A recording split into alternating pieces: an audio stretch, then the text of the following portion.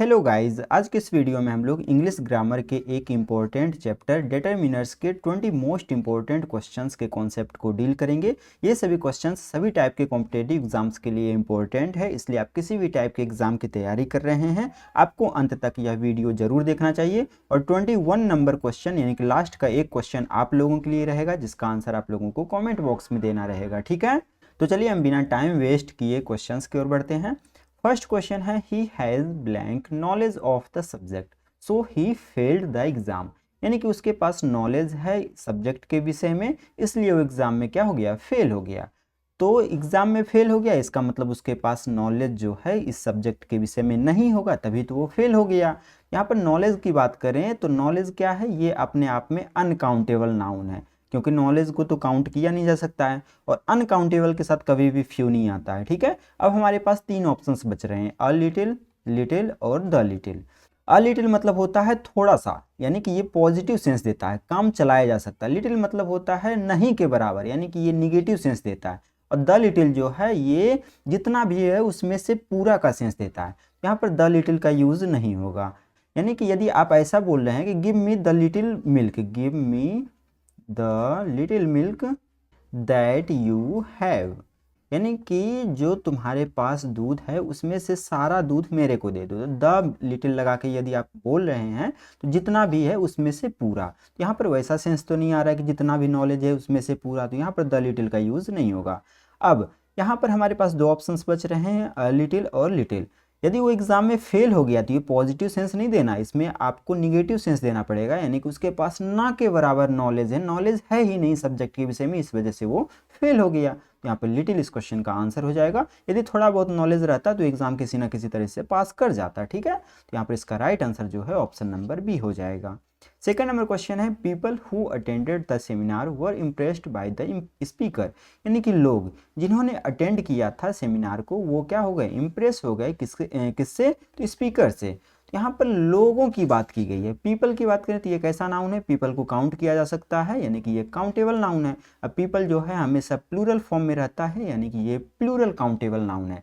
Much की बात करें और लिटिल की बात करें, इन दोनों का यूज हम अनकाउंटेबल नाउन के साथ करते हैं। ठीक है, अब हमारे पास बच रहा है एवरी और द फ्यू। और एवरी के बाद आपको याद रखना है कि इसके बाद हमेशा सिंगुलर काउंटेबल नाउन आता है। क्या आता है, सिंगुलर काउंटेबल नाउन। ये तो प्लूरल फॉर्म में है तो ये भी कैंसिल हो गया। अब हमारे पास केवल द फ्यू बच रहा है, यही इस क्वेश्चन का आंसर हो जाएगा। ठीक है, द फ्यू के बाद हमेशा प्लूरल काउंटेबल नाउन ही आता है, जो कि यहाँ पे बिल्कुल ठीक लिखा है। The few people who attended, यानी कि जो कुछ लोगों ने भी अटेंड किया था सेमिनार को, वो क्या हो गए, इंप्रेस हो गए स्पीकर से। ठीक है, थर्ड नंबर क्वेश्चन है is there blank water in the jug, यानी कि जग में क्या पानी है। तो वाटर की बात करें तो ये कैसा नाउन है, ये जो है अनकाउंटेबल नाउन है। अनकाउंटेबल के साथ आप कभी भी मेनी का यूज नहीं कर सकते, फ्यू का भी यूज नहीं कर सकते और सेवरल का भी यूज नहीं कर सकते। ठीक है, अनकाउंटेबल रहे चाहे काउंटेबल रहे, आप एनी का यूज बिल्कुल कर सकते हैं इंटरोगेटिव या नेगेटिव सेंटेंस में। यहाँ पर बी नंबर ही इस क्वेश्चन का आंसर हो जाएगा। ठीक है, तो मेनी, फ्यू और सेवरल, इन तीनों के बाद हमेशा क्या आएगा, इन तीनों के बाद प्लूरल काउंटेबल नाउन आएगा, जबकि एनी के बाद आप काउंटेबल अनकाउंटेबल किसी भी नाउन का यूज कर सकते हैं। फोर्थ नंबर क्वेश्चन है blank of the two sisters is coming to the party, यानी कि दो सिस्टर्स के पार्टी में आने की बात की गई है। तो सबसे पहले यदि हम बोथ की बात करें तो बोथ बिल्कुल बढ़िया लग रहा है पढ़ने में कि both of the two sisters, दोनों सिस्टर्स आ रहे हैं। लेकिन जब दोनों जन आ रहे हैं तो यहाँ पर वर्ब जो है वो प्लूरल वर्ब आना चाहिए था, तो यहाँ पर तो इसने सिंगुलर वर्ब लिखा है, तो हमें यहाँ पर दो का सेंस नहीं देना है। ठीक है, तो बोथ इस क्वेश्चन का राइट आंसर होगा नहीं। अब हमारे पास तीन ऑप्शन और बच रहे हैं, any of the to sister, दो सिस्टर्स में से कोई भी पार्टी में आ रहा है, ये कहना गलत है। एनी का यूज जनरली हम निगेटिव या कि फिर इंट्रोगेटिव सेंटेंस में करते हैं, नॉर्मल सेंटेंस में। ठीक है, यहाँ पर ये सेंटेंस तो पॉजिटिव सेंटेंस है, अफर्मेटिव सेंटेंस है, तो एनी यहाँ पर लगाना सही नहीं रहेगा। अब हमारे पास बचा एवरी और ईच। इवरी के बाद आप ऑफ का यूज नहीं कर सकते, यहाँ पर ऑफ लगाया है तो इवरी ऑफ नहीं होता, ईच ऑफ होता है। जब भी आप इंडिविजुअल का सेंस देते हैं दो बहनों में से प्रत्येक, हर एक बहन जो है वो आ रही है पार्टी में, तो यहाँ पर एक एक व्यक्ति की बात हो रही है। इंडिविजुअल के सेंस में आप ईच के बाद ऑफ का यूज कर सकते हैं, बट इवरी के बाद आप ऑफ का यूज नहीं कर सकते। ठीक है, सी नंबर इस क्वेश्चन का आंसर हो जाएगा। हालांकि इवरी भी इंडिविजुअल का ही सेंस देता है, बट इसके बाद ऑफ जो है नहीं आता है। ठीक है, फिफ्थ नंबर क्वेश्चन है he doesn't have blank friends in this city, यानी कि उसके पास फ्रेंड्स नहीं है इस शहर में। तो फ्रेंड्स नहीं है। फ्रेंड्स कैसा नाउन है, ये जो है प्लूरल फॉर्म में लिखा गया है और साथ ही साथ इसको काउंट भी किया जा सकता है, यानी कि ये प्लूरल काउंटेबल नाउन है। तो प्लूरल काउंटेबल नाउन के साथ क्या नहीं आ सकता है, तो मच का यूज़ अनकाउंटेबल के साथ, अ लिटिल का यूज़ अनकाउंटेबल के साथ। अब हमारे पास बचा मेनी और सम।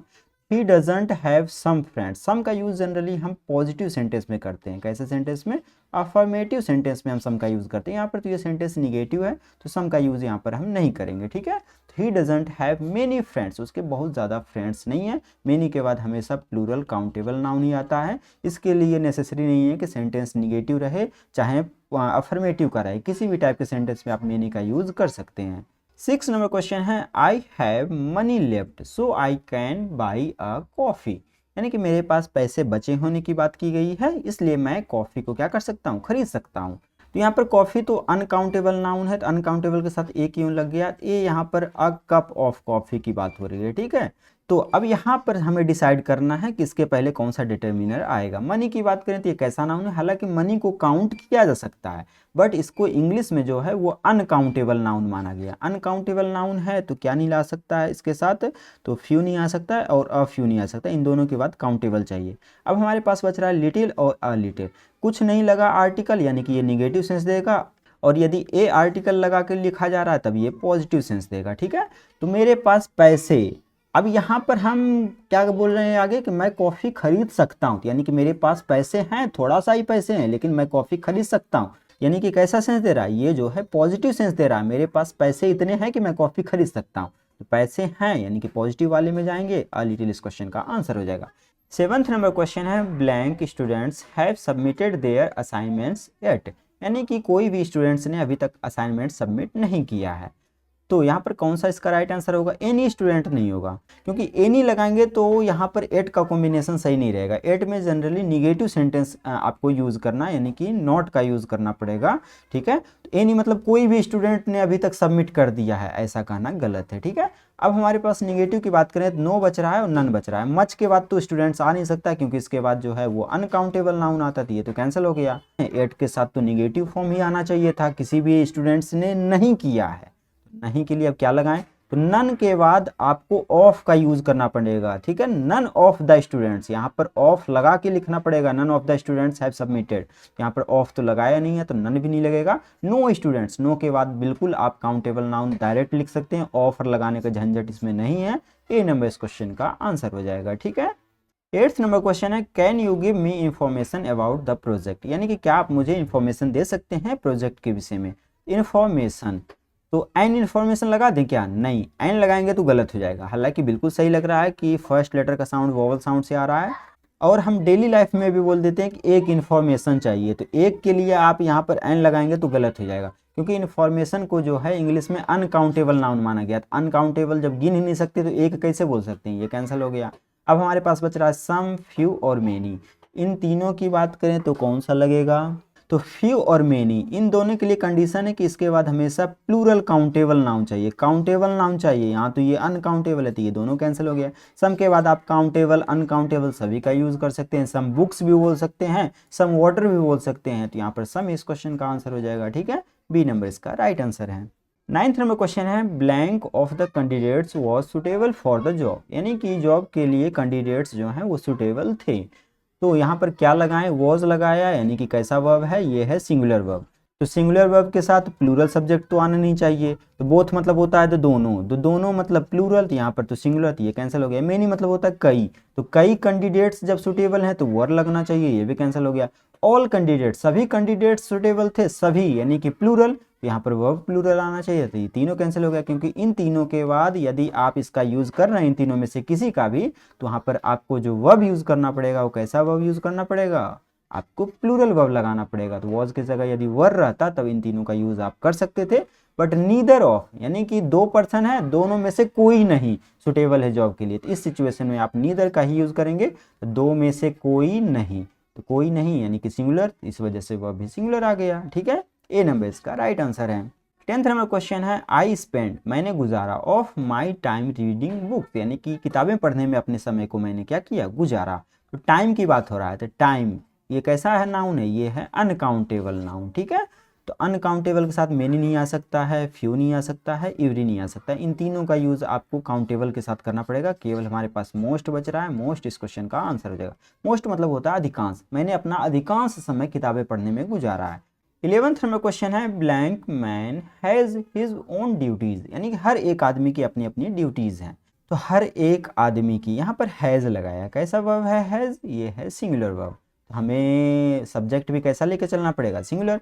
तो ऑल यदि आप यूज़ कर रहे हैं तो ऑल के बाद यदि आप काउंटेबल लिख रहे हैं तो उसको आपको प्लूरल फॉर्म में लिखना पड़ेगा, ठीक है, प्लूरल काउंटेबल नाउन, यानी कि यहाँ पर मेन होना चाहिए था, MEN होना चाहिए था, ये कैंसिल हो गया। मेनी का यूज़ कर रहे हैं तो इसके बाद प्लूरल वर्ब आना चाहिए, ये भी कैंसिल हो गया। फ्यू की बात करें तो फ्यू के बाद हमेशा प्लूरल काउंटेबल नाउन आता थी, तो सिंगुलर फॉर्म में, तो ये भी कैंसिल हो गया। एवरी इस क्वेश्चन का आंसर हो जाएगा। हर एक पर्सन की बात की जा रही है, हर एक पर्सन की अपनी अपनी ड्यूटीज़ है, तो इंडिविजुअली पर्सन की बात हो रही है तो इसके साथ सिंगुलर वर्ब ही आता है, तो बी नंबर इसका राइट आंसर हो जाएगा। 12th नंबर क्वेश्चन है there are apples in the basket help yourself, यानी कि बास्केट में एप्पल्स हैं, खुद की मदद करो, यानी कि उसके उठाने की बात की गई है। तो थोड़े से ही एप्पल्स हैं, उसको अपने से ही उठा लो, ऐसा कहा जा रहा है, ठीक है। तो एप्पल्स हैं, एप्पल्स कैसा नाउन है, ये जो है ये प्लूरल काउंटेबल नाउन है। तो प्लूरल काउंटेबल नाउन, काउंटेबल के साथ अ लिटिल नहीं आ सकता, मच भी नहीं आ सकता है। सेंटेंस तो अफर्मेटिव का है, तो अफर्मेटिव में एनी भी नहीं लगा सकते। अ फ्यू इस क्वेश्चन का आंसर हो जाएगा, ठीक है। There are a few apples, कुछ ही एप्पल्स हैं। अ फ्यू के बाद हमेशा प्लूरल काउंटेबल नाउन ही आता है, जो कि यहाँ पर बिल्कुल ठीक लिखा है, बी नंबर ही इसका राइट आंसर होगा। 13 नंबर क्वेश्चन है blank the students were present in the class, यानी कि स्टूडेंट्स के क्लास में प्रेजेंट होने की बात की गई है। तो स्टूडेंट्स प्रेजेंट है, स्टूडेंट्स ये कैसा नाउन है, ये है प्लूरल काउंटेबल नाउन। तो प्लूरल काउंटेबल नाउन के साथ क्या नहीं आ सकता है, तो मच नहीं आ सकता है। ईच के बाद आप काउंटेबल नाउन लिख रहे हैं तो उसको आपको सिंगुलर फॉर्म में लिखना पड़ेगा, ईच बुक लिखना पड़ेगा, ईच स्टूडेंट लिखना पड़ेगा, तो ये भी कैंसिल हो गया। अब हमारे पास बच रहा है ऑल और एवरी। एवरी के बाद भी आपको बुक ही लिखना पड़ेगा, एवरी स्टूडेंट ही लिखना पड़ेगा, स्टूडेंट्स लिखना गलत है, ठीक है, इंडिविजुअल का सेंस देता है। इसके साथ सिंगुलर काउंटेबल नाउन आना चाहिए, ये भी कैंसिल हो गया। तो ऑल बच रहा है, ये इस क्वेश्चन का आंसर हो जाएगा। ऑल द स्टूडेंट्स, हर एक सभी स्टूडेंट्स जो हैं वो क्लास में प्रेजेंट थे, सभी थे, यानी कि प्लूरल, तो वह भी बिल्कुल प्लूरल में ही आया है, ए नंबर इसका राइट आंसर हो जाएगा। 14 नंबर क्वेश्चन है he took books that were lying on the table, यानी कि उसने किताबें रख ली जो कि कहाँ पड़ी हुई थी, टेबल पर पड़ी हुई थी। किताबें रख ली, किताबें कैसा नाउन है, ये है प्लूरल काउंटेबल नाउन। इसके साथ मच का यूज़ तो आप कर नहीं सकते हैं, क्योंकि मच का यूज़ जो है वो अनकाउंटेबल के साथ होता है, ठीक है। यहाँ पर आप ईच का भी यूज़ नहीं कर सकते, क्योंकि ईच बुक होना चाहिए था, ईच के बाद सिंगुलर काउंटेबल नाउन आता है, ये भी कैंसिल हो गया। लिटिल भी नहीं लग सकता है, तो हमारे पास अ फ्यू बच रहा है, अ फ्यू के बाद प्लूरल काउंटेबल नाउन ही आता है। उसने कुछ किताबें रख ली जो कि टेबल पर पड़ी हुई थी, ठीक है, सी नंबर इसका राइट आंसर हो जाएगा। 15 नंबर क्वेश्चन है there is blank milk in the fridge we need to buy more, यानी कि फ्रिज में दूध बचे होने की बात की गई है, हमें ज़रूरत है और ख़रीदने की। तो दूध बचा, कितना बचा होगा कि हमें और ज़रूरत है, तो क्या हम लगाएंगे यहाँ पर, तो फ्यू और अ फ्यू तो लगेगा नहीं, क्योंकि इसके बाद काउंटेबल नाउन चाहिए, मिल्क तो अनकाउंटेबल है। तो अब हमारे पास बच रहा है अ लिटिल और लिटिल। अ लिटिल जो है पॉजिटिव सेंस देता है और लिटिल जो है निगेटिव सेंस देता है। यहाँ पर खरीदने की ज़रूरत है, यानी कि दूध नहीं के बराबर बचा होगा, तभी तो बोल रहे हैं। अगर जो थोड़ा बहुत बचा रहता, काम चलाया जा सकता है, तो अभी नीड नहीं थी। लेकिन यहाँ पर बोल रहा है कि ज़रूरत है, नीड है, यानी कि दूध जो है बहुत कम बचा हुआ है, ना के बराबर है, ठीक है। तो यहाँ पर बी नंबर इस क्वेश्चन का आंसर हो जाएगा। There is little milk in the fridge we need to buy more. 16 number question है I need blank more time to finish this task, यानी कि मेरे को और ज़्यादा टाइम चाहिए इस टास्क को फिनिश करने के लिए। और ज़्यादा टाइम चाहिए, टाइम समय, इसको काउंट नहीं किया जा सकता, यानी कि ये कैसा नाउन है, ये है अनकाउंटेबल नाउन। अनकाउंटेबल नाउन के साथ मेनी नहीं आ सकता है, फ्यू नहीं आ सकता है, सम के साथ काउंटेबल अनकाउंटेबल सब आ सकता है। एनी की बात करें तो एनी का यूज़ जनरली हम निगेटिव या इंटरोगेटिव सेंटेंस में करते हैं, ये सेंटेंस तो अफर्मेटिव का है, एनी भी नहीं लगेगा। यहाँ पर हमारे पास सम बच रहा है, सम इस क्वेश्चन का आंसर हो जाएगा। हालांकि एनी का यूज़ हम पॉजिटिव सेंटेंस में भी करते हैं, बट कब, जब चॉइस शो कर रहे हैं, जैसे कि प्ले एनी सॉन्ग, कोई भी गाना बजा दो। यहाँ पर सेंटेंस अफर्मेटिव का है, फिर भी हम एनी का यूज़ किए। जब हम ये बोल रहे हैं कि कोई भी जो मर्जी हो वो, तब उस सिचुएशन में हम अफर्मेटिव सेंटेंस में भी एनी का यूज़ कर सकते हैं, ठीक है। इस क्वेश्चन का right answer option number C होगा। 17 नंबर क्वेश्चन है blank of the players was given a trophy, यानी कि प्लेयर्स को ट्रॉफी दिया गया, ठीक है। यहाँ पर वॉज लगाया, सिंगुलर वर्ब है, कैसा वर्ब है, सिंगुलर वर्ब है।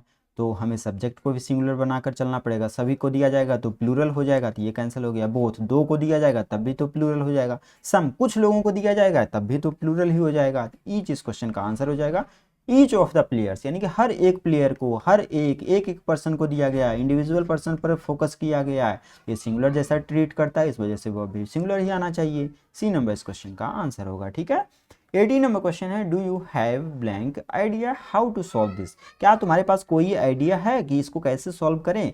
तो कोई आइडिया है, डू यू हैव सेंटेंस जो है इंट्रोगेटिव सेंटेंस है, तो इंट्रोगेटिव सेंटेंस में हम सम का यूज नहीं करते, इसका यूज हम अफर्मेटिव सेंटेंस में करते हैं। इंट्रोगेटिव और निगेटिव सेंटेंस में हम एनी का यूज करते हैं। मेनी और अ फ्यू की बात करें तो इसके बाद तो काउंटेबल नाउन आता है और प्लूरल फॉर्म में चाहिए, तो ये तो सिंगुलर है, तो ये कैंसिल हो गया। एनी इस क्वेश्चन का आंसर होगा। Do you have any idea, तुम्हारे पास कोई आइडिया है, इंट्रोगेटिव सेंटेंस है तो एनी ही लगेगा। बी नंबर इसका राइट आंसर है।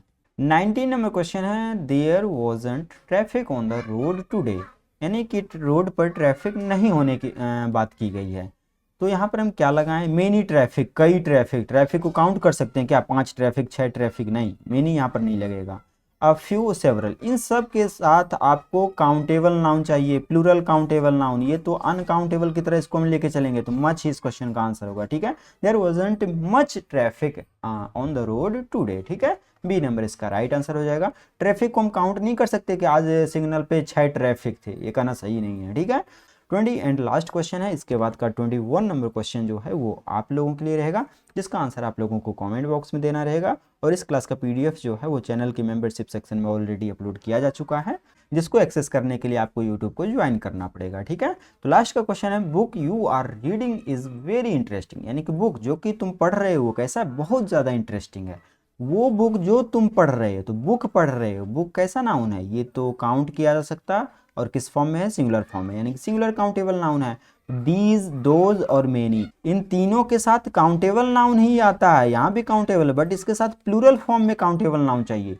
दीज के साथ, दीज यानी कि ये सब, तो ये सब किताबें बोलना पड़ेगा। ठीक है, these books, those books, many books, books लिखना पड़ेगा ना कि बुक। ये तीनों कैंसिल हो गया, तो ए नंबर इसका राइट आंसर हो जाएगा। तो ये रहा 21 नंबर क्वेश्चन आप लोगों के लिए। इसका आंसर आप लोग कमेंट बॉक्स में दीजिए। यदि वीडियो हेल्पफुल लगा हो तो चैनल को सब्सक्राइब कर दीजिएगा, वीडियो को लाइक कर दीजिएगा और अपने फ्रेंड सर्कल में इस वीडियो को शेयर कर दीजिएगा। ठीक है, तब तक के लिए थैंक यू, मिलते हैं अगले वीडियो में।